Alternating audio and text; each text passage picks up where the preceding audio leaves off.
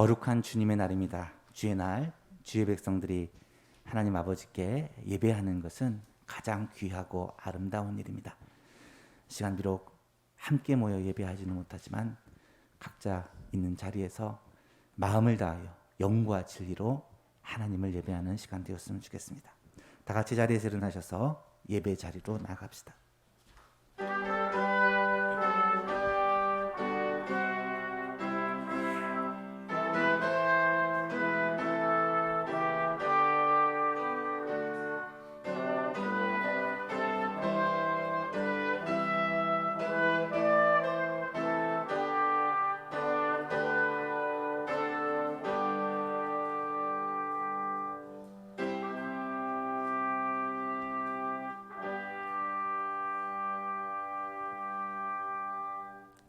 너희 안에 이 마음을 품으라. 곧 그리스도 예수의 마음이니 그는 근본 하나님의 본체시나 하나님과 동등됨을 취할 것으로 여기지 아니하시고 오히려 자기를 비워 종의 형체를 가지사 사람들과 같이 되셨고 사람의 모양으로 나타나사 자기를 낮추시고 죽기까지 복종하셨으니 곧 십자가에 죽으심이라.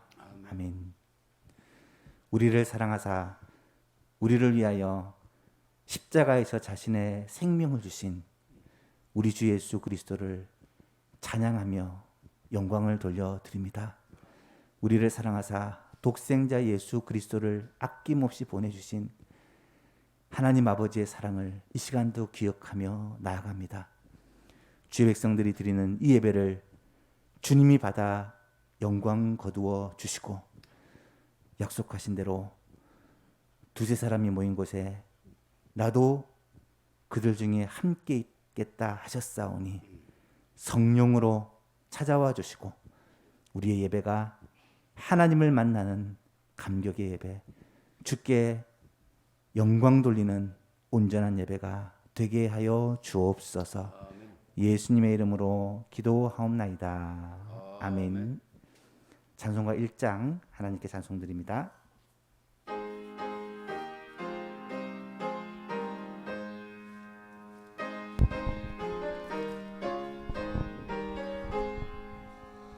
만복의 근원 하나님 온 백성 찬송 드리고 저 천사여 찬송하세. 찬송 성부 성자 성령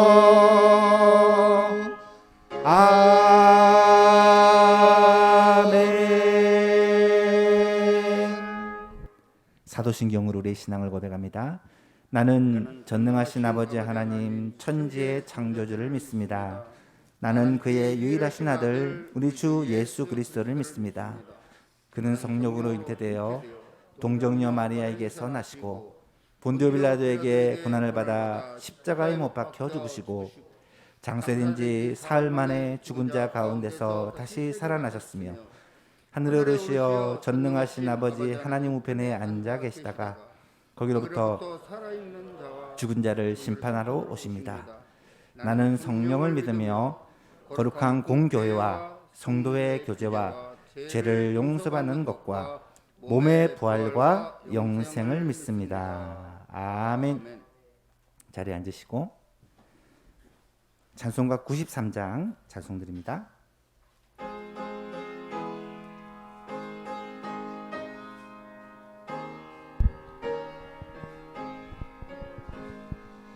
예수는 나의 힘이요 내 생명 되시니 구주 예수 떠나 살면 죄 중에 빠지리.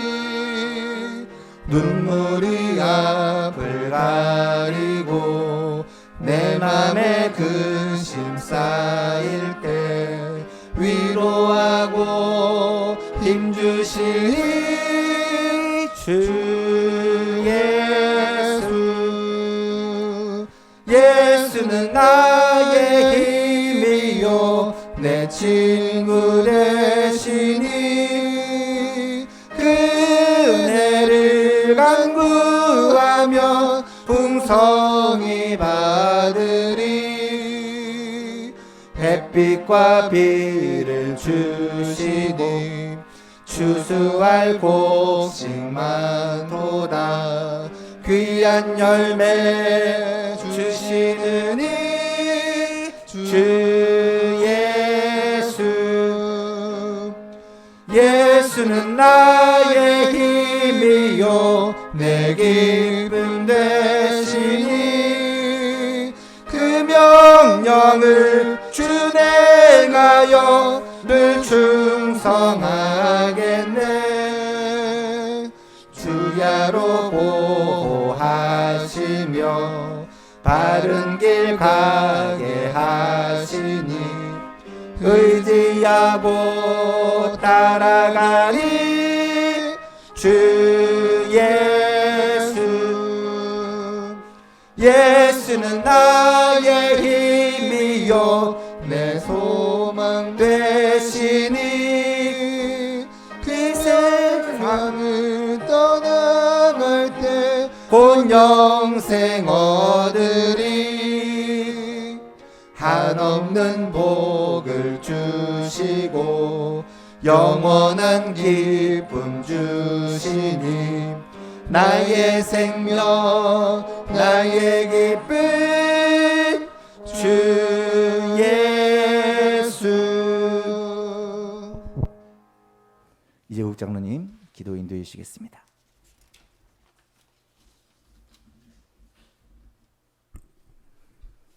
예수께서 대답하여 이르시되 하나님께서 보내시는 일을 믿는 것이 하나님의 일이니라 하시니, 사랑과 은혜가 풍성하신 하나님 아버지, 오늘도 저에게 거룩한 성회를 허락하시고 주님 전을 사모하며 주님 전에 나오지 못하고 영성으로 예배 드리게 되었습니다. 속히 신령과 진정으로 예배를 드리는 자를 찾으신다 했사오니 속히 주님 전에 나와 우리 마음껏 주님께 영광 돌리는 예배를 드릴 수 있게 하옵소서. 하나님이여, 사슴이 시냇물을 찾기에 갈급한 같이 내 영혼이 주를 찾기에 갈급하나이다. 사랑하는 하나님의 자녀들이 상한 심령으로 예배 드릴 때에 하나님의 임재가 충만히 임하여 하나님께 영광 돌리는 예배되게 하옵소서. 아멘. 세상에서 지고 나온 수고와 무거운 짐을 이 시간 주님의 십자가 앞에 내려놓고 주님께서 주시는 평강과 위로가 충만한 시간 되게 하여 주시옵소서. 죄인들을 구원 백성 삼으시고 광야 같은 세상에서 지금까지 지키시고 인도하여 주신 은혜를 찬양드립니다. 하나님 아버지, 늘 주시는 말씀 따라 예비하신 복된 길을 걷는 것이 우리의 소원이지만 연약한 믿음으로 넘어졌습니다. 세상을 바라봤습니다. 저희들의 죄를 용서하여 주옵시고 주님의 보혈로 깨끗하게 하여 주시옵소서. 아멘. 하나님 아버지, 특별히 여러 가지 질병으로 고통 가운데 있는 심령들이 있습니다. 주님 찾아가셔서 치유받게 하시고 위로하여 주시옵소서. 아멘. 그동안 마음의 상처와 말 못할 근심, 걱정과 감사를 잃어버린 심령이 용서하는 시간이 되게 하옵시고 감사가 회복되게 하옵소서. 아멘. 온 세계가 코로나19로 인해 팬데믹에 빠지고 우리의 삶이 바뀌고 혼돈 속에 있습니다. 태풍재해로 인해 인간의 무력함을 봅니다. 주님, 우리를 불쌍히 여겨 주시옵소서. 아멘. 믿음의 주여, 또 온전케 하시는 예수님만 바라보며 승리케 하옵소서. 아멘. 예서만교회 성도들을 불쌍히 여기시고 축복하여 주시옵소서. 아멘. 하나님의 크고 풍성한 은혜와 축복이 예서만교회 모든 성도님 가정에 하나님의 임재하옵시고 하시는 모든 일들 위해 하나님이 함께 하시기를 기도드립니다. 예수님의 이름으로 몸된 교회를 위해 애쓰시는 목사님과 교역자분들에게 성령의 능력으로 붙들어 주셔서 양무리를 영적으로 양육하고 부살피기에 부족함이 없도록 인도하여 주시옵소서. 아멘. 단위에 세우신 목사님께 성령의 두루마기를 입혀 주셔서 하나님 말씀하옵소서. 주의 종이 듣겠나이다. 저희들 주님이 내리시는 은혜로 충만한 시간 되게 하옵소서. 찬양으로 하나님께 영광 돌리는 집사님 찬양을 호명하여 주시옵고 하루속히 대면하여 하나님께 마음껏 예배하게 하옵소서. 성도 간에 교제가 있게 하옵소서. 아멘. 사모하는 영혼을 만족케 하시는 예수님의 이름으로 기도드립니다. 아멘.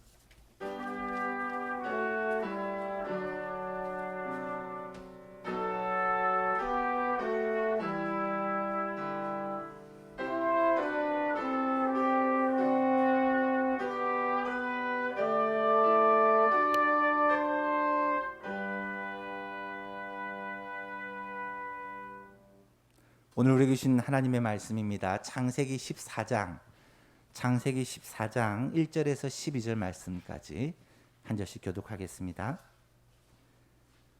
창세기 14장 1절에서 12절입니다. 구약성경 16쪽에 있습니다.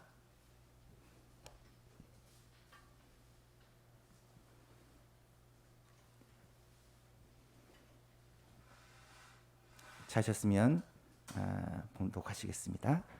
당시에 신하랑 아므라벨과 엘라살 왕 아리옥과 엘람 왕 그돌라오멜과 고임 왕 디다리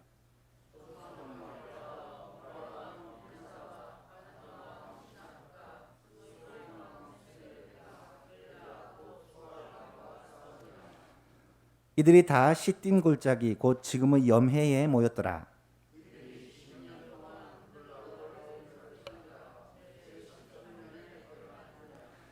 제14년에 그돌라오멜과 그와 함께한 왕들이 나와서 아스드롯 가르나임에서 르바 족속을, 함에서 수스 족속을, 샤웨 기리아다임에서 엠 족속을 치고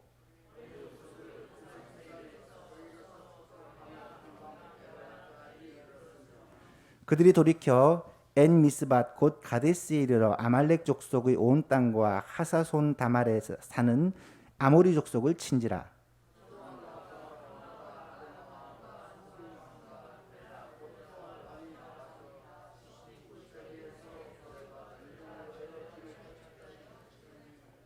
엘람 왕 그돌라오멜과 고임 왕 디달과 시날 왕 아므라벨과 엘라살 왕 아리옥 네 왕이 곧 그 다섯 왕과 맞서니라.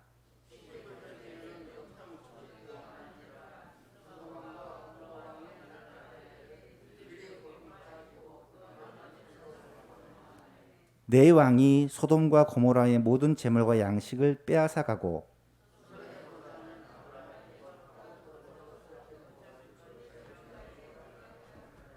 아멘. 시간에 우리 은중기 집사님, 김태우 집사님 찬양으로 하나님께 영광 돌립니다.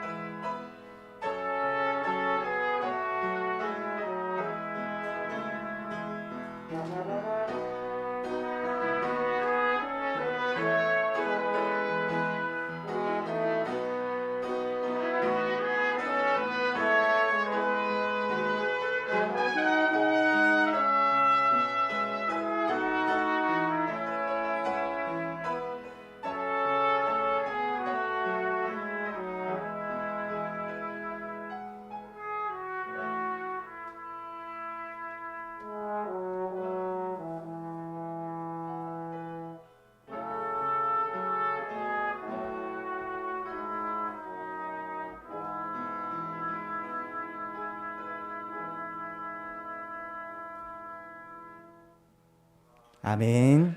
우리 하나님 영광의 박수를 올려드립시다.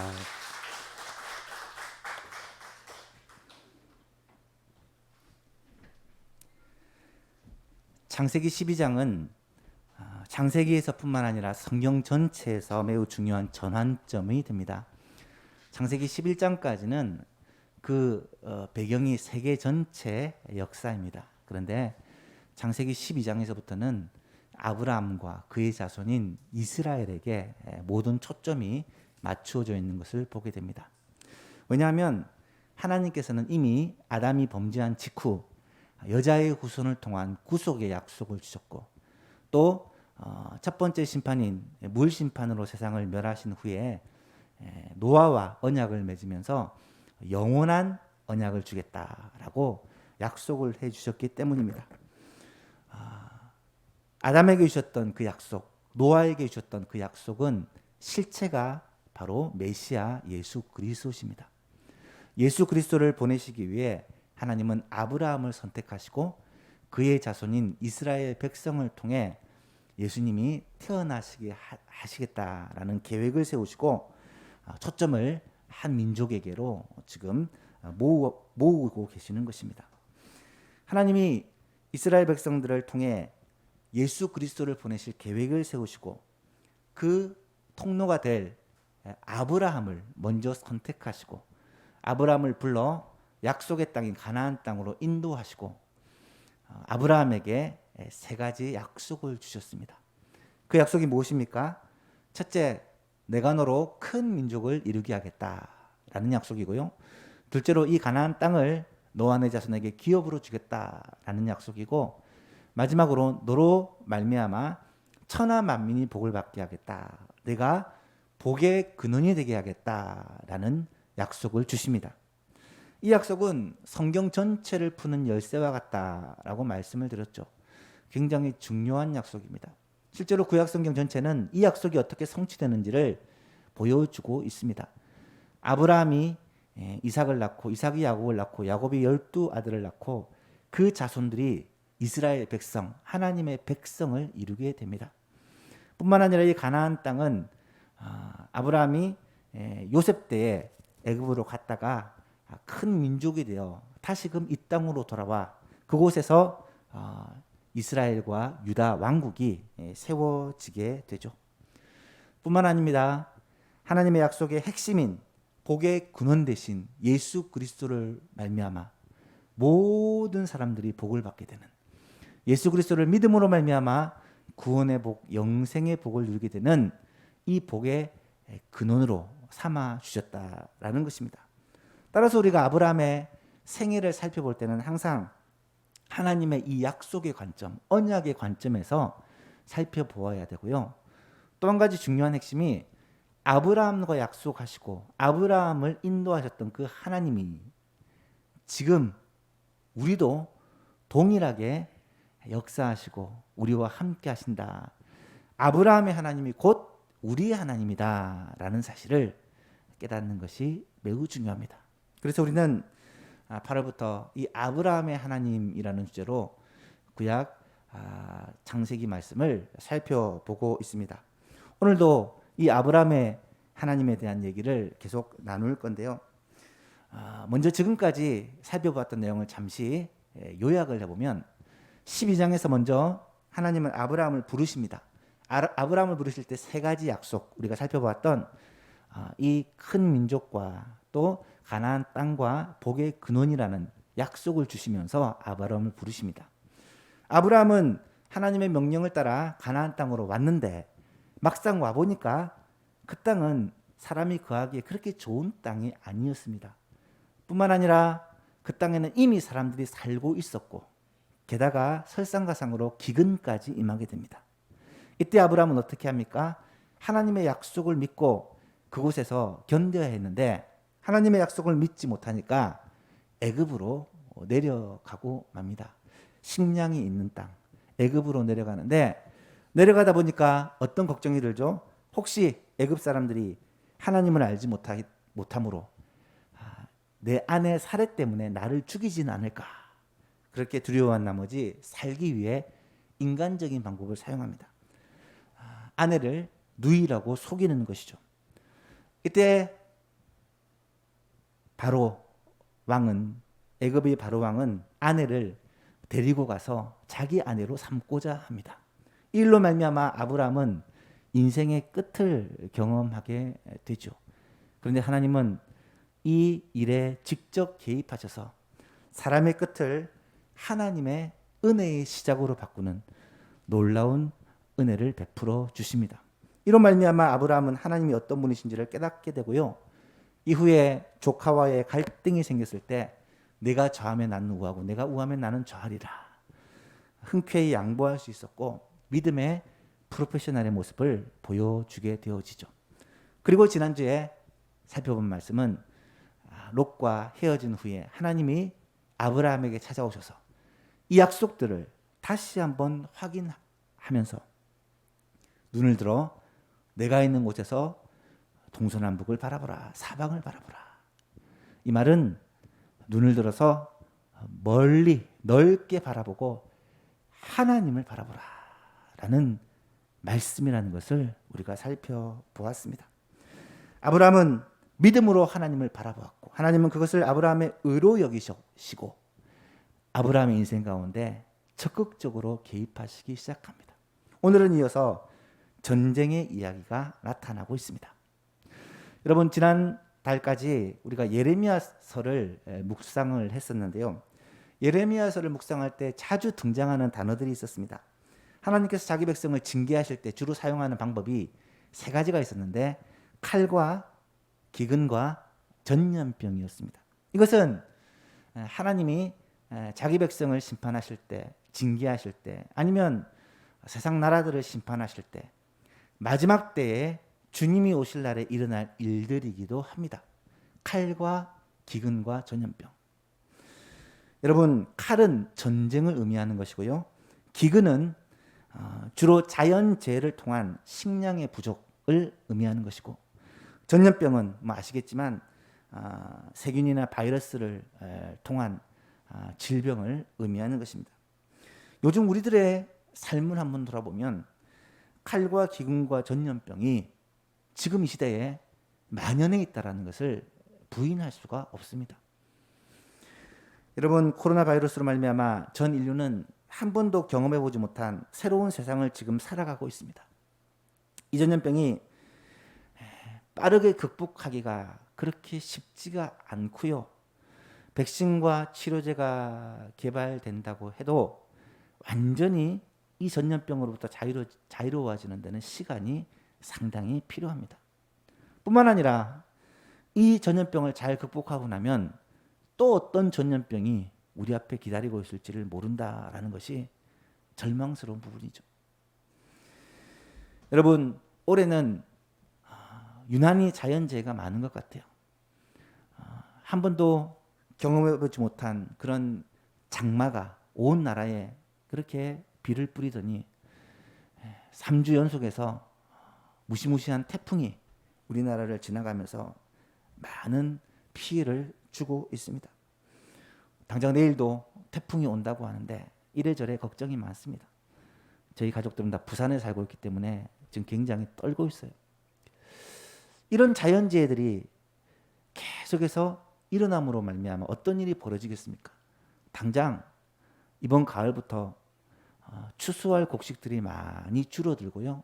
식량의 문제로 이어지지 않을까 하는 심각한 우려가 있습니다. 그리고 남은 것이 전쟁입니다. 전염병과 자연재해가 우리를 힘들게 하니까 사람들이 스트레스 지수가 너무 올라가고요. 숨쉬며 사는 것이 너무 힘듭니다. 그러다 보니까 어떤 일이 벌어집니까? 예민해지고 분노하게 되고 자신의 감정을 추스리지 못하게 되고 서로를 탓하게 되고 비난하게 되고 공격하게 됩니다. 이것이 전쟁이죠. 개인과 개인도 이런 일이 일어나지만 국가와 국가 사이에도 이런 일이 일어나게 되고 결국 전쟁이 되어지게 되는 것입니다. 지금 세계의 정세를 살펴보면 참 심각한 상황이라는 것을 아무도 부인할 수가 없을 것입니다. 전쟁, 기근, 전염병. 여러분, 이것은 성경에 분명히 등장하고 있는 하나님의 심판의 도구요, 징계의 도구라는 것입니다. 말세가 될수록 이런 현상들이 더 뚜렷이 나타나게 될 것이고요. 지금 우리가 바로 이런 현상들을 경험하고 있다는 것입니다. 사랑하는 성도 여러분, 깨어 정신을 차려야 됩니다. 시대를 분별하고 주님 오실 날이 가까워왔다는 사실을 이런 현상들을 보면서 깨달아야 한다는 것입니다. 예수님은 마태복음 24장에서 말세에 대한 교훈을 주시면서 이렇게 말씀하십니다. 노아의 때와 같이 인자의 임함도 그러하리라. 홍수전에 노아가 방주에 들어가던 날까지 사람들이 먹고 마시고 장가들고 시집가고 하면서 홍수가 나서 그들을 다 멸하기까지 깨닫지 못하였나니 인자의 임함도 그러하리라. 그때 두 사람이 밭에 있으면 한 사람이 데려감을 당하고 한 사람은 버려둠을 당할 것이고, 두 여자가 맷돌질을 하고 있으면 한 사람은 데려가고 한 사람은 버려둠을 당할 것이고, 그러므로 깨어 있으라. 어느 날에 너희 주가 임할는지 너희가 알지 못함이라. 여러분, 주님은 이렇게 경고하고 계십니다. 사랑하는 예수만 교신도 여러분, 시대를 분별하는 지혜를 얻게 될 수 있기를 바랍니다. 데살로니가전서에서 바울 사도는 데살로니가 교회를 향하여 이렇게 말합니다. 형제들아, 때와 시기에 관하여는 너에게 쓸 것이 없음은 주의 날이 밤에 도둑같이 이를 줄을 너희 자신이 자세히 알기 때문이라. 그들이 평안하다 안전하다 할 그때에 임신한 여자에게 해산의 고통이 이른 것 같이 멸망이 갑자기 그들에게 이르리니 결코 피하지 못하리라. 그러므로 우리는 어떻게 해야 되겠습니까? 언제든지 주님을 맞을 준비를 하고 있어야 한다는 거예요. 영적으로 술에 취해 있고 잠에 빠져 있으면 안 된다는 것입니다. 깨어 있고 정신을 차리고 있어야 한다는 것이죠. 바울은 이어서 권면합니다. 형제들아, 너희는 어둠에 있지 아니하며 그날이 도둑같이 너희에게 임하지 못하리니 너희는 다 빛의 아들이요 낮의 아들이라. 우리가 밤이나 어둠에 속하지 아니하나니 그러므로 우리는 다른 이들과 같이 자지 말고 오직 깨어 정신을 차릴지라. 아멘. 이런 은혜가 우리의 소망 모든 가족들에게 있기를 주님의 이름으로 축복합니다. 오늘은 이 말세의 징조 가운데 이 전쟁에 대해서 말씀을 살펴보려고 합니다. 특별히 오늘 여러분과 함께 나누고 싶은 내용은 전쟁은 왜 일어나는가, 전쟁은 왜 일어날까 하는 거예요. 성경에는 전쟁 이야기가 너무나도 많이 나타납니다. 왜 성경에서는 이런 전쟁 이야기를 이렇게 많이 기록하고 있을까? 우리는 한 번쯤 의문을 가져보아야 하는 거죠. 근데 잘 생각해 보면 이 전쟁은 성경에서뿐만 아니라 또 세계 역사 가운데 나라와 나라 또 세계 대전뿐만 아니라 우리의 삶 속에서도 늘 일어나고 있다는 것을 우리는 알 수 있습니다. 가정에서도 부부 사이에, 부모와 자녀 사이에, 형제와 자매들 사이에 전쟁이 끊이지 않죠. 직장에서는 동료들 사이에, 상사와 또 직원들 사이에, 회사와 회사 간에 경쟁과 전쟁이 끊임없이 이어집니다. 뿐만 아니라 전쟁은 우리의 마음 속에서도 일어나고 있습니다. 영적 전쟁을 말하는 것이 아니라 극심한 갈등과 분노와 미움과 전쟁이 우리의 마음에서 실제로 자주 일어난다는 것을 우리는 알 수 있죠. 전쟁을 좋아하는 사람은 없을 것입니다. 그런데 왜 전쟁은 늘 우리 가운데서 일어나는 것일까? 전쟁에 대한 성경의 가르침에 있어서 일관된 주장은 모든 전쟁은 하나님께 속해 있다라는 것입니다. 이 말은 모든 전쟁의 결과가 하나님께서 주장하신다라는 말이기도 하지만 좀 더 나아간다면 모든 전쟁은 그냥 우연히 일어나는 것이 아니라 하나님의 뜻 가운데 일어나게 되는 것이고 하나님이 허락하셔야만 전쟁이 이루어진다는 말입니다. 그렇다면 우리는 이 전쟁을 통해 얻을 수 있는 교훈이 무엇일까? 오늘은 전쟁은 왜 일어날까라는 주제로 오늘 본문에 나타나는 이 전쟁을 통해 하나님의 음성을 듣고자 합니다. 오늘 본문에 나타나는 전쟁은 고대의 중동 전쟁이라고 불리는 매우 유명한 전쟁입니다. 단순히 한 나라와 한 나라가 전쟁하는 것이 아니라 4개국 연합국군과 5개국 연합군이 서로 연합 전쟁을 벌이는 거예요. 시날과 엘라살과 엘람과 고임이라는 4개국이 소돔, 고모라, 아드마, 스보임, 벨라 혹은 소알이라는 이 5개 나라를 상대로 전쟁을 벌입니다. 그렇다면 오늘 이 전쟁은 왜 일어났을까요? 성경을 보니까 엘람 왕 그돌라오멜은 이 시대의 세계의 제패자였습니다. 따라서 소돔 왕을 비롯한 작은 나라들은 12년 동안 이 그돌라오멜을 섬긴 거예요. 조공을 바쳤다는 말이죠. 그런데 13년째 되던 해 갑자기 조공을 바치지 않고 배반을 합니다. 그러자 그 다음에 14년째 되는 해 그에 대한 응징으로 이 전쟁이 일어나게 됩니다. 그돌라오멜의 입장에서는 내가 지금까지 너희들을 돌보아줬는데 감히 너희들이 배반을 해? 하면서 전쟁을 일으켰겠죠. 하지만 소돔 왕의 입장에서 생각해 보면 전혀 그렇지 않습니다. 지난 12년 동안 우리가 조공을 바치면서 늘 생각했던 것이 있죠. 무엇입니까? 힘을 키워 복수를 하리라. 그렇게 칼을 갈다가 드디어 복수의 칼을 빼어든 것입니다. 전쟁에는 양자의 입장에서 얘기를 들어보면 다 맞는 말 같습니다. 그런데 소돔 왕이 배반을 한 때는 그만한 이유가 있어서입니다. 나름대로 준비를 하고 전쟁을 일으키게 된 거죠. 먼저 5나라의 동맹을 이 소돔 왕이 주도해서 만들었습니다. 한 나라가 이 그돌라오멜과 싸우는 게는 무리가 있다라고 생각하고 5나라가 힘을 합친 거예요. 그만큼 힘을 키운 것입니다. 뿐만 아니라 이 소돔 동편에는 시딤 골짜기라는 골짜기가 있는데 이 시딤에는 역청 구덩이가 굉장히 유명했습니다. 이 지역에 살고 있던 소돔 왕은 이것을 잘 알고 있지만 저 멀리서 쳐들어오는 적은 이것을 알지 못합니다. 역청 구덩이라고 하면 오늘날로 얘기하면 석유 지역이라고 말할 수 있는데 빠지면 헤어나올 수가 없는 그런 곳입니다. 잘만 활용하면 전쟁에서 굉장히 유리한 고지를 점할 수 있는 그러한 천혜의 요지죠. 그런데 결과가 어떻게 되었습니까? 결과는 예상대로 전혀 되지 않습니다. 그돌라오멜이 혼자 쳐들어온 게 아니라 4개 나라가 연합을 해서 쳐들어온 거예요. 아무리 5개 나라가 연합을 했다 해도 강력한 4나라가 연합하니까 해볼 도리가 없습니다. 거기다가 예상하기로는 동쪽에서 올 것이다 라고 예상을 했는데 반대쪽으로 온 겁니다. 그러니까 도리어 소돔 왕과 고모라 왕이 그들의 공격을 피해 도망하다가 자신들이 오히려 역청 구덩이에 빠지는 전혀 생각지도 못한 일을 당하고 맙니다. 자기가 판 구덩이에 자기가 빠진 거죠. 10절에 보니까 시딤 골짜기에는 역청 구덩이가 많은지라 소돔 왕과 고모라 왕이 달아날 때에 그들이 거기 빠지고 그 나머지는 산으로 도망했다라고 기록을 합니다. 결과는 어떻게 되었습니까?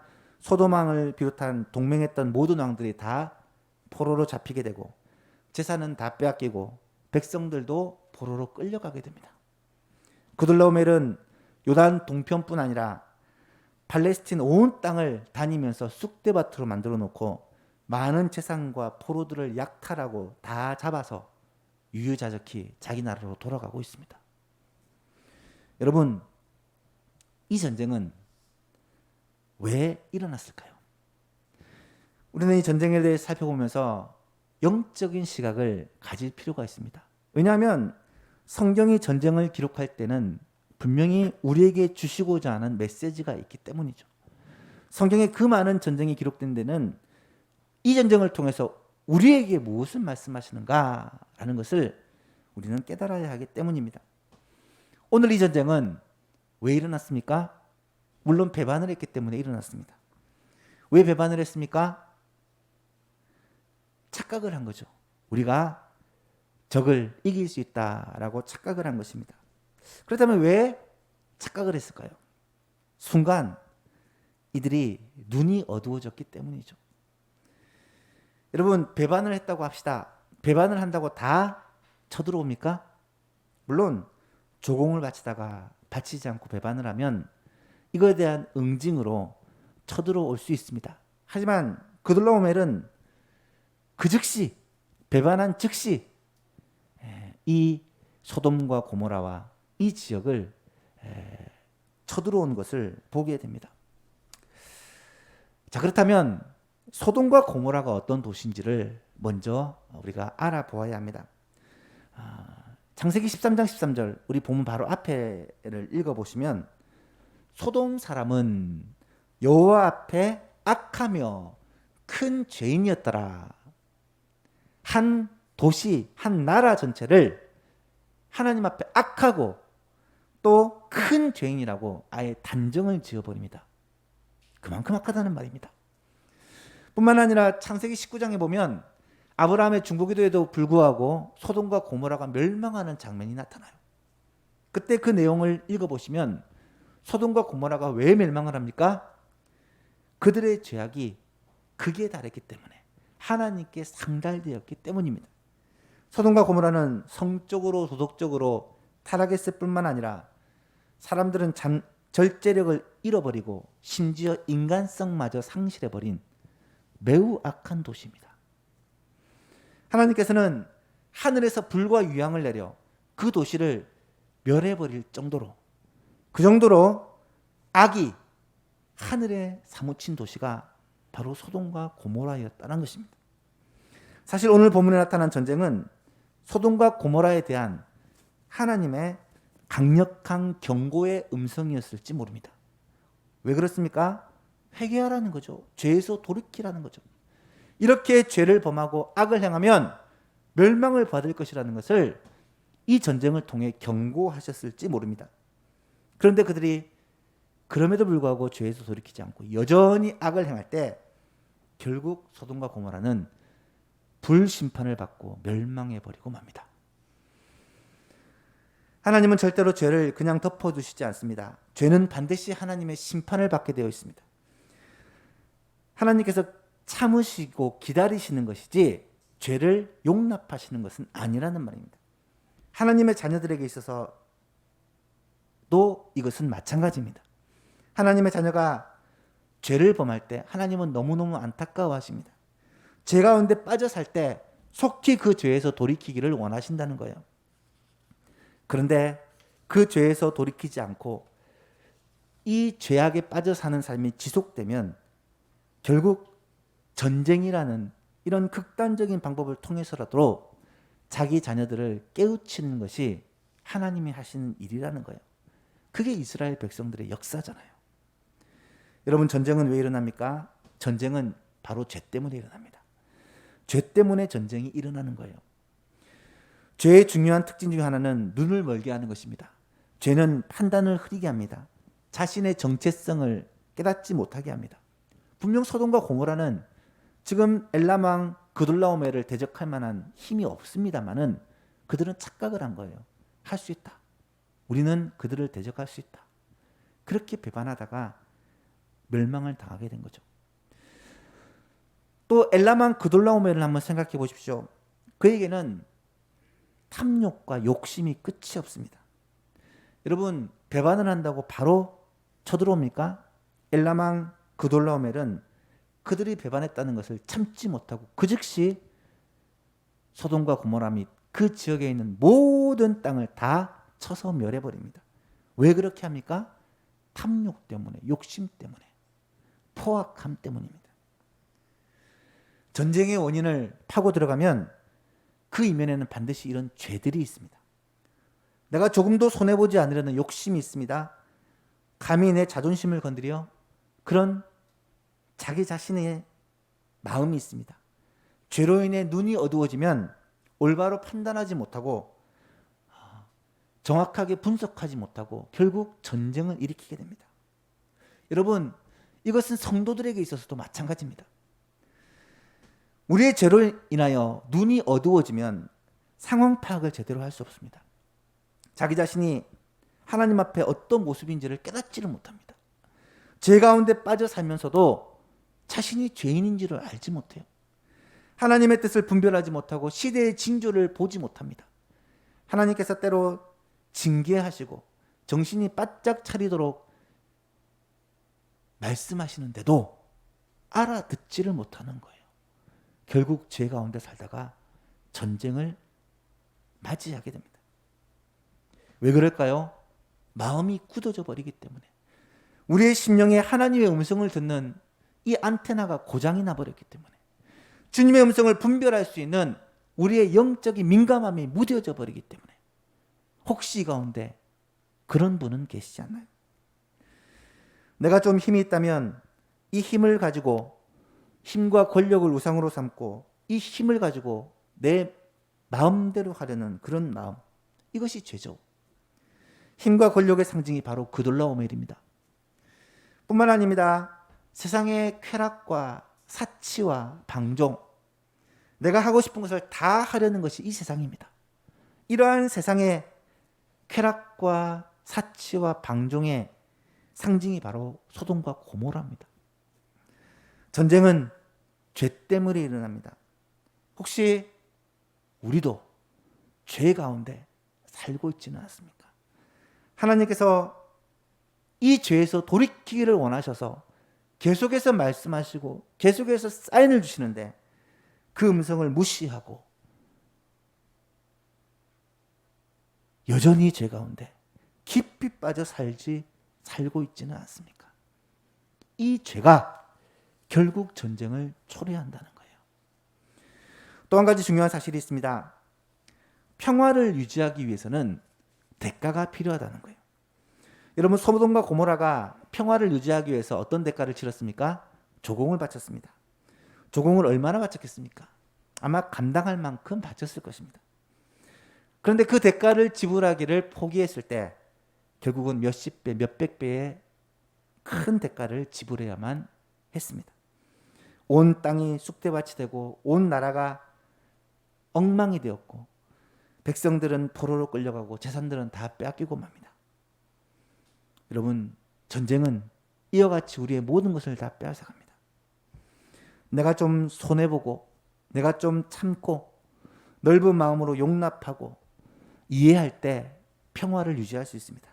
그런데 그런 대가를 포기하고 우리의 생각과 우리의 감정과 우리의 욕심과 우리의 본성을 드러낼 때 우리는 전쟁을 맞이하게 된다는 거예요.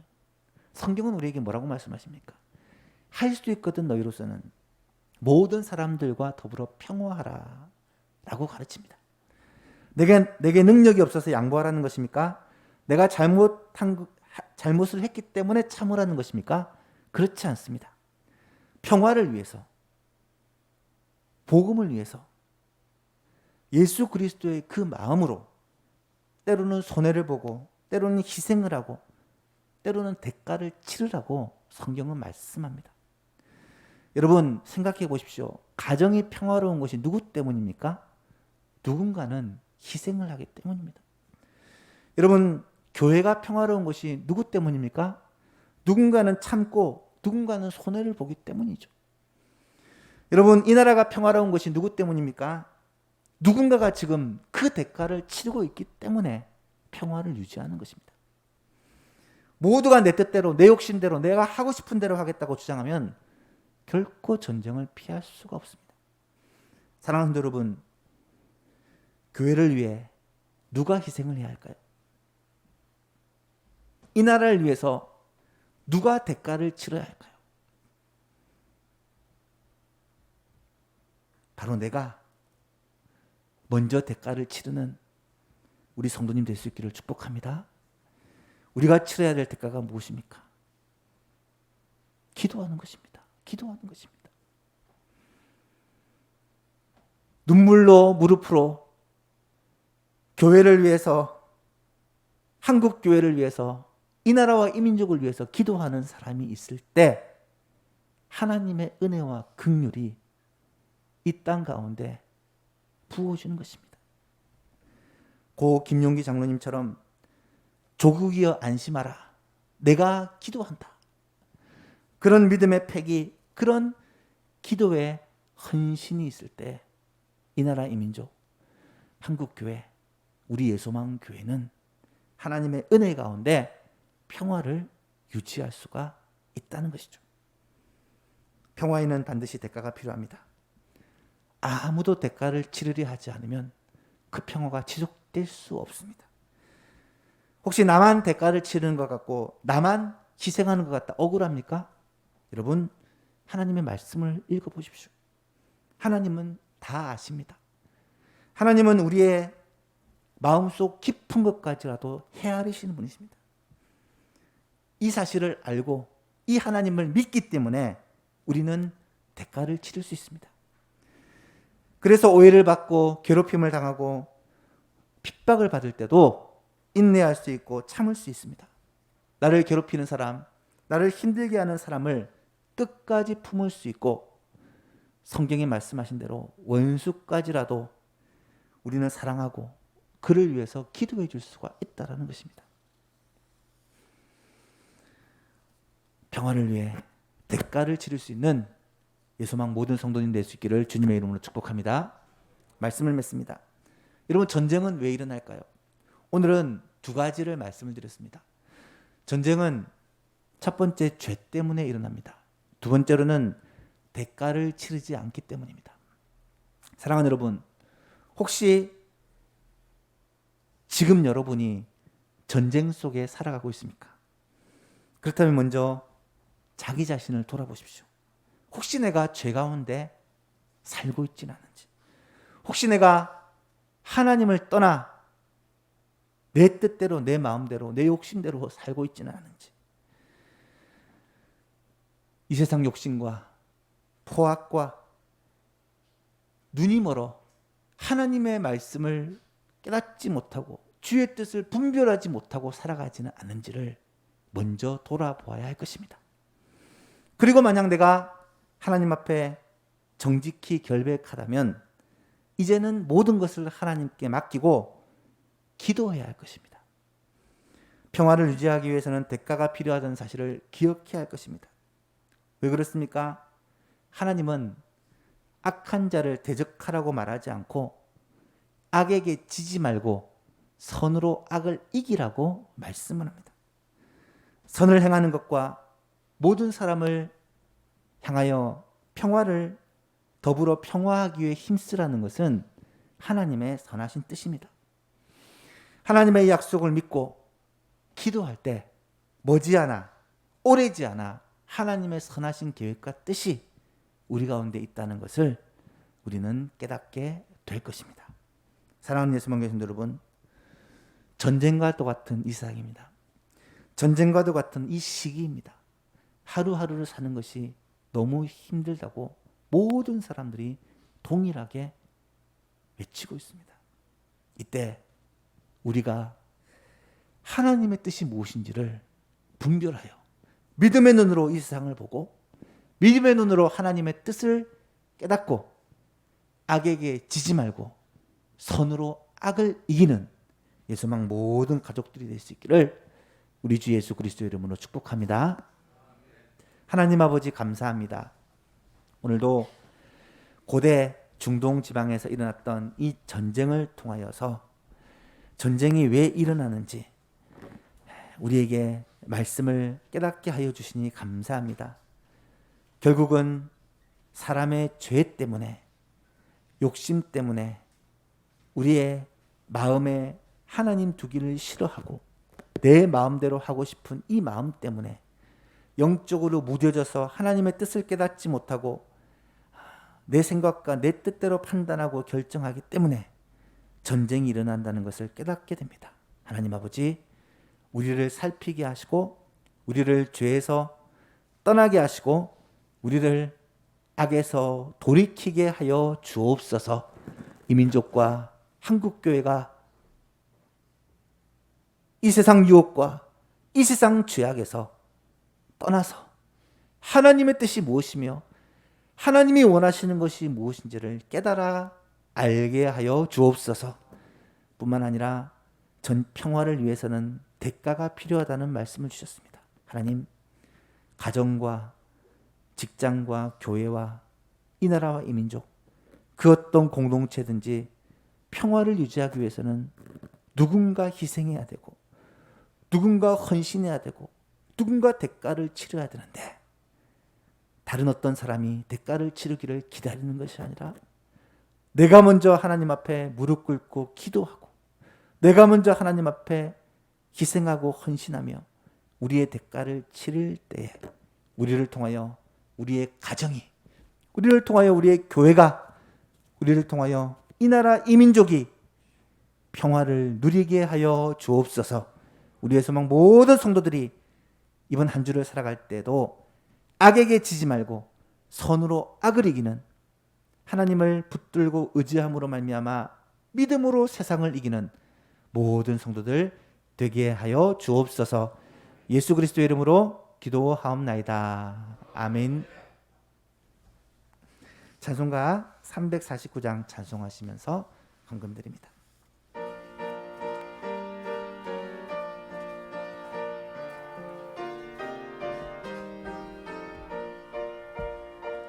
나는 예수 따라가는 십자가 군사라, 주 이름 증언하기를 외주 저와리요. 다른 곳에 피 흘리며 나가서 싸울 때 나 혼자 편히 앉아서 바라만 보리요. 다른 사람 어찌든지 나 주님의 용사되리. 나는 주의 군사 되어 충성을 맹세하며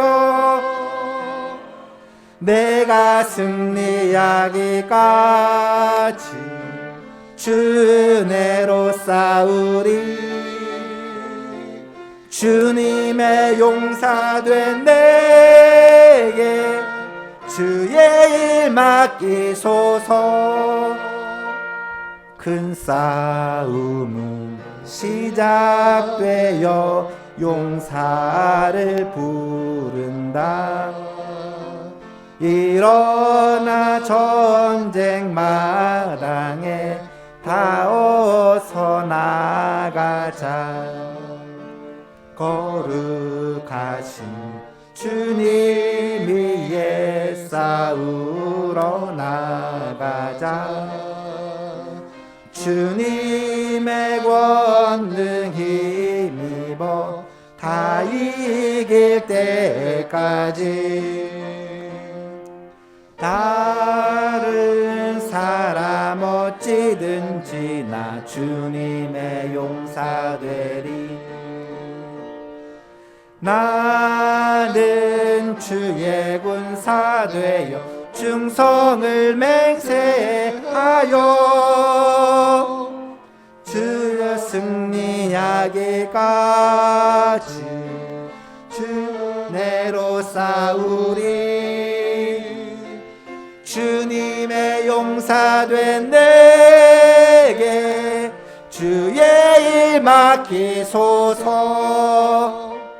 그 승리의 영광 위에 싸워야 하리라. 주 말씀 나의 힘되니 겁낼 것 없도다. 모든 싸움 이긴 후에 그날이 이르며 승전가 높이 부르며 큰 영광 누리리. 다른 사람 어찌든지 나 주님의 용사 되리. 나는 주의 군사 되어 충성을 맹세하여 날가 승리하기까지 주 은혜로 싸우리. 주님의 용사된 내게 주의 일 맡기소서. 하나님 아버지 감사합니다. 오늘도 우리에게 주의를 허락하여 주셨는데 우리가 함께 모여 하나님 앞에 예배드리지 못합니다. 하나님 우리를 불쌍히 여기시고 긍휼히 여기시고 하나님 속히 온 교회가 함께 모여 하나님을 찬양하고 하나님께 영광을 돌리는 온전한 예배를 드리게 하여 주옵소서. 각자의 저소에서 이렇게 예배하지만 주님께 마음을 다하여 영과 진리로 우리의 모든 것을 드려 주님을 예배합니다. 주님이 우리의 예배를 받으시고 주께서 은혜를 베풀어 주옵소서.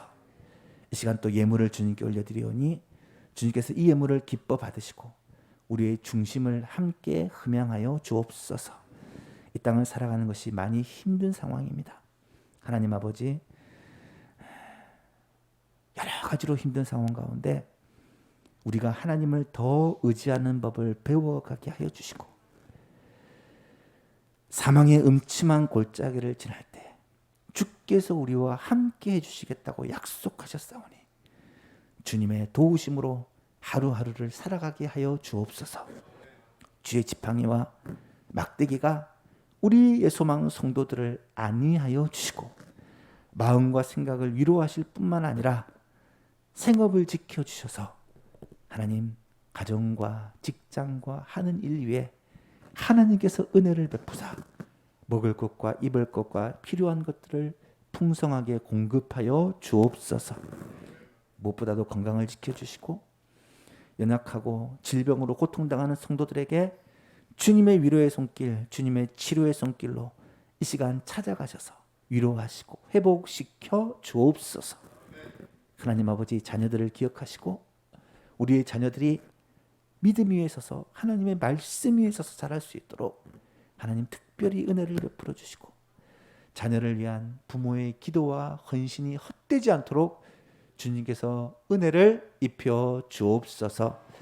예소만 가족들 어디서 무엇을 하든지 하나님께서 꼭 지켜주시고 이제 속히 함께 모여 다시 얼굴을 보며 예배할 때에는 정말로 하나님 앞에 기쁨과 감격으로 예배할 수 있도록 은총을 입혀 주옵소서. 감사드리며 예수님의 이름으로 기도하옵나이다. 아멘. 교회 소식 전해드립니다. 주보의 광고를 보시고요. 주보도 우리 홈페이지에 올려져 있으니까 꼭 확인을 해주시기 바랍니다. 코로나19로 인해서 2.5단계가 수도권에 선포되고 13일까지 그렇게 시기가 정해졌습니다. 다음 주일까지는 이대로 계속돼야 될 것 같습니다. 주일 예배와 수요 기도회, 금요 기도회, 영상 예배를 드립니다. 꼭 그 시간에 드리지 못할지라도 꼭 예배에 함께 참여해 주셨으면 좋겠고요. 매일 새벽에는 말씀 묵상하고 그 묵상한 말씀을 또 이렇게 매일 묵상 나눔을 통해 나눕니다. 여러분 매일매일 하나님의 말씀을 읽고 묵상하시고 또 여러분도 묵상 나눔을 통해 함께 같은 마음으로 하나님 앞에 기도하는 우리 예수망 성도들 되었으면 좋겠습니다. 13일이 지나고 나면 제 생각은 그래요. 어느 정도 안정화되고 회복되지 않을까. 그래서 다음 주일까지만 인내하시고 그 14일 월요일부터는 새벽기도와 수요기도회, 금요기도회, 주일 예배도 회복되지 않을까라고 기대하고 기도하고 있습니다. 여러분도 함께 기도해 주시기를 바랍니다. 나머지 내용들은 주보를 읽어보시기를 바라고요. 교회 안에 혹시 건강에 어려움이 있거나 또 여러 가지 사업이나 생업에 어려움을 겪는 성도들을 여러분 아시는 대로 위해서 기도해 주시고 또 무슨 어려움이 있거나 문제가 있으면 꼭 교회로 전도사님을 통해서 또 저에게 연락을 주시기를 부탁을 드립니다. 우리는 늘 기도하겠습니다. 다 같이 자리에서 일어나셔서 찬송가 383장 찬송하시고 축도로 예배를 마치겠습니다.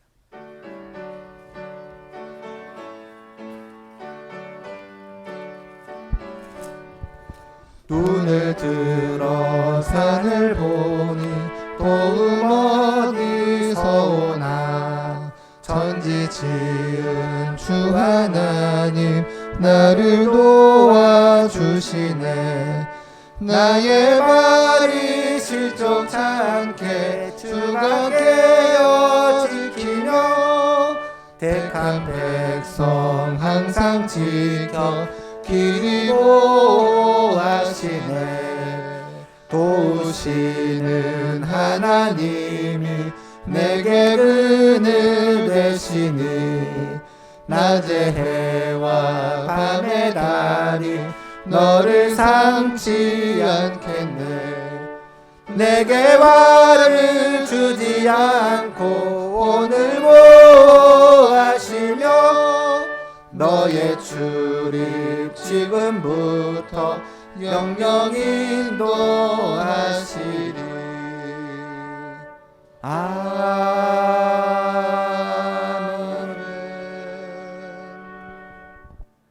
여호와는 내게 복을 주시고 너를 지키시기를 원하며 여호와는 그의 얼굴을 내게 비추사 은혜 베푸시기를 원하며 여호와는 그 얼굴을 내게로 향하여 드사 평강 주시기를 원하노라. 아멘.